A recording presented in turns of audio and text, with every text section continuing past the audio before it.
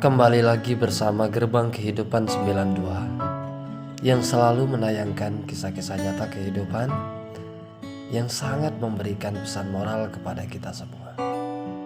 Seperti biasanya, kami selalu mendoakan kepada teman-teman agar selalu diberikan kemudahan di dalam menjalani hari-harinya.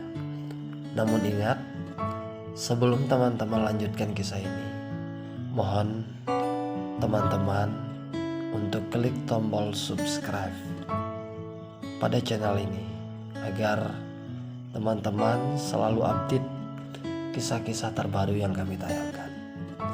Tanpa berlama-lama kita mulai ceritanya. Berawal dari perkenalannya yang tak terencana, Dedi seorang pemuda kampung yang sedang dilanda masalah ekonomi. Karena dirinya yang hidup jauh dari orang tua dan harus menanggung hidup kedua adiknya. Hidupnya yang sangat serba kekurangan yang membuatnya harus memeras otak untuk berpikir mencari solusi untuk hidupnya yang sulit. Namun sayang, lumayan lama berlangsung masa-masa sulit itu dijalaninya. Sering Dedi dan kedua adiknya harus makan terlambat dan harus menunggu sisa makanan dari tetangganya. Karena saat itu Dedi baru saja berusia 19 tahun. Sangat sulit mencari pekerjaan dan bisa menghasilkan rupiah yang lumayan demi adik-adiknya yang masih berusia 9 tahun. Tentu dirinya yang hanya sebagai kuli biasa tak bisa memenuhi kebutuhan adik-adiknya. Untuk dirinya Dedi saja tak bisa mencukupi dari gaji yang diterimanya, apalagi untuk memenuhi kedua adiknya. Miris memang beban Dedi menjalani hidupnya bersama kedua adiknya tanpa orang tua itu. Beberapa tahun lamanya setelah lika-liku kehidupan yang penuh tangis kekurangan, Dedi yang sudah mencoba berbagai macam jalan hidup tetap saja biasa-biasa saja dan tak bisa sebahagia orang lain. Lalu tanpa terencana, tiba-tiba hadir seorang perempuan yang lumayan dewasa di tengah hidupnya Dedi dan adik-adiknya. Usianya 38 tahun, jauh lebih tua dari Dedi. Ia bernama Carmila.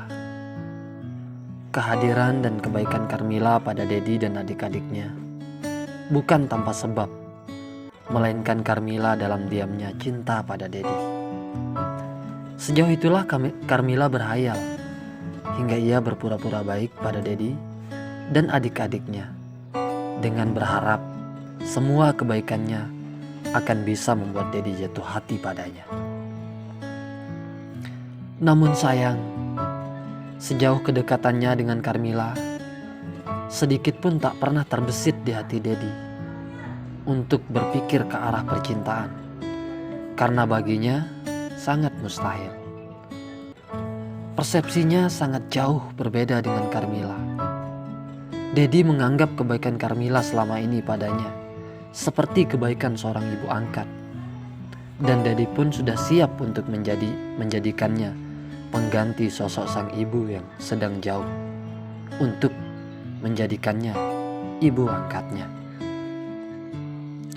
Begitulah di benaknya Dedi.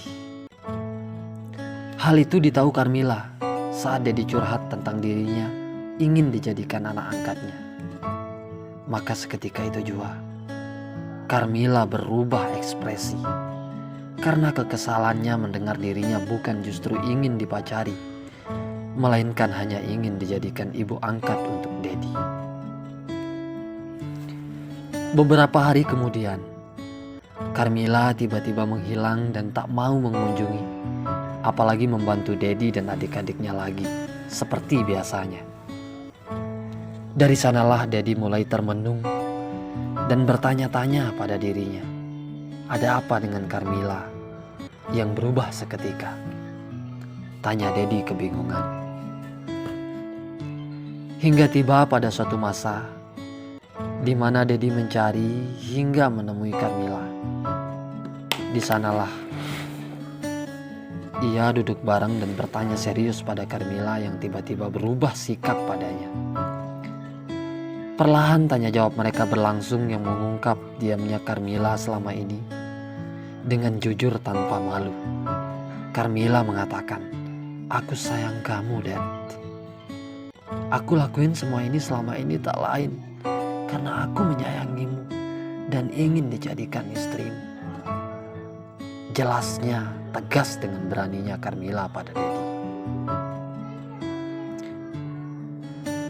Lalu mendengar itu Dedi terkejut dan melongo.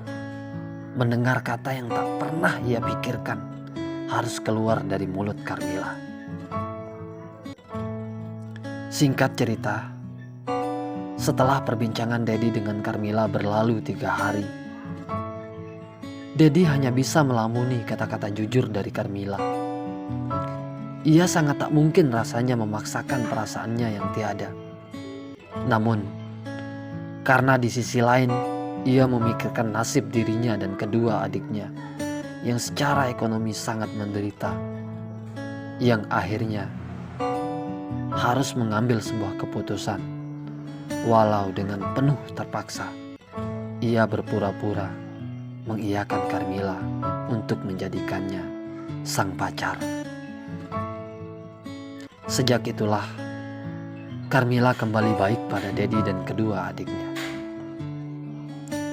Dan sebagai wujud bahagianya karena ingin dipacari Dedi, Carmila pun menyerahkan semuanya.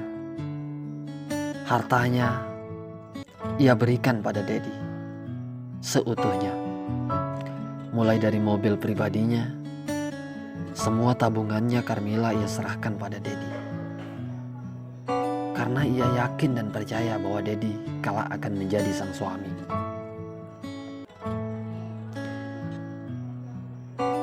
Beberapa hari kemudian rasa bersalah dalam hati Dedi tetap ada karena harus berpura-pura cinta pada Carmila. Namun, mau tak mau, hanya dengan berpura-pura Dedi bisa mendapatkan semua harta milik Carmila untuk membahagiakan diri dan adik-adiknya. Beberapa bulan kemudian, saat Dedi sedang menunggu Carmila di rumahnya, tiba-tiba pulanglah keponakan kesayangannya Carmila dari kuliahnya bernama Dedi. Sedikit membuat Dedi kaget melihat paras cantiknya Dedi. Lalu perlahan keduanya saling bersapa acuh tak acuh, hingga keduanya seketika akrab. Tak lama kemudian pulanglah Carmila. Lalu dengan bahagianya ia menceritakan keponakannya pada Dedi. Sejak itulah Dedi mulai kenal dengan Dedi dan tinggal bersama di rumah Carmila. Dedi, kedua adiknya, Carmila, dan Dedi keponakan kesayangannya Carmila hidup bersama dalam satu rumah, terlihat bahagia dari kejauhan. Namun kelanjutan ceritanya harus lagi-lagi yang terjadi pahit pada Carmila. Bukan hanya Dedi yang berkhianat pada Carmila, melainkan Dedi juga harus mengambil hatinya Dedi hingga terjalin hubungan diam-diam di dalam rumah Carmila bibinya itu. Malang memang nasibnya Carmila. Ia dikhianati oleh kedua orang yang selama ini ia baiki, yakni Dedi yang sudah ia berikan semuanya, dan Dedi sang keponakan yang selama ini ia biayai sampai di bangku kuliahnya harus berpaling darinya. Semua itu terungkap ketika Dedi dan Dedi ditahu Carmila sedang tak wajar di dalam ruangan ber-AC dan diiringi musik romantis. Silakan dibaca.